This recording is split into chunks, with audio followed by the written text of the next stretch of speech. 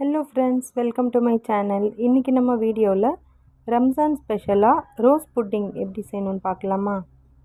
இந்த புட்டிங் உடம்புக்கு ரொம்ப ரொம்ப நல்லது. நோன்பு நேரத்தில் நல்ல குளிர்ச்சியை தரும். நோன்பு இருக்கும்போது உடம்பு ரொம்ப ஹீட் ஆகிடும். அந்த நேரத்தில் நம்ம இஃப்தியாருக்கு இந்த மாதிரி ரெடி பண்ணி சாப்பிட்டா உடம்புக்கு ரொம்ப நல்லது. வாங்க இது எப்படி செய்யணும்னு பார்க்கலாம். ஒரு பேன் எடுத்துக்கோங்க. அதில் ஒரு அரை டம்ளர் அளவுக்கு தண்ணி சூடு பண்ண வச்சுடுங்க.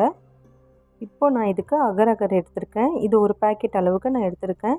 இது எல்லா சூப்பர் மார்க்கெட்லேயும் கிடைக்கும். நாட்டு மருந்து கடையிலையும் கேட்டு பாருங்கள், கண்டிப்பாக கிடைக்கும். அது நல்லா வாஷ் பண்ணிவிட்டு ஒரு 5 மினிட்ஸ்க்கு ஊற விட்டுடுங்க. இப்போ நம்ம கொதிக்க வச்சுருக்கிற தண்ணியில் இதை ஆட் பண்ணிவிட்டு நல்லா கரையிற வரைக்கும் வெயிட் பண்ணலாம். இப்போ அகர் அகர் நல்லாவே கரைஞ்சி வந்திருக்கு. இந்த ஸ்டேஜில் நம்ம சர்க்கரை ஆட் பண்ணிக்கலாம். நான் ஒரு அரை கப் அளவுக்கு சர்க்கரை எடுத்திருக்கேன். உங்களுக்கு தேவையான அளவு நீங்கள் சர்க்கரை ஆட் பண்ணிக்கோங்க. சர்க்கரை நல்லா கரைஞ்சி வந்ததும் ஒரு அரை லிட்டர் அளவுக்கு நான் திக்கான பால் இதில் ஆட் பண்ணியிருக்கேன். நான் இதில் காய்ச்சின பால் தான் ஆட் பண்ணியிருக்கேன். இப்போ நமக்கு விருப்பமான ஃபுட் எசன்ஸ் இதில் ஆட் பண்ணிக்கலாம். நான் இன்றைக்கி ரோஸ் எசன்ஸ் ஆட் பண்ணியிருக்கேன். உங்களுக்கு தேவைப்பட்டால் ஆட் பண்ணிக்கோங்க, இல்லைனா ஸ்கிப் பண்ணிக்கோங்க. அவ்வளோதான். இப்போ நம்ம இதை செட் பண்ண விட்டுடலாம்.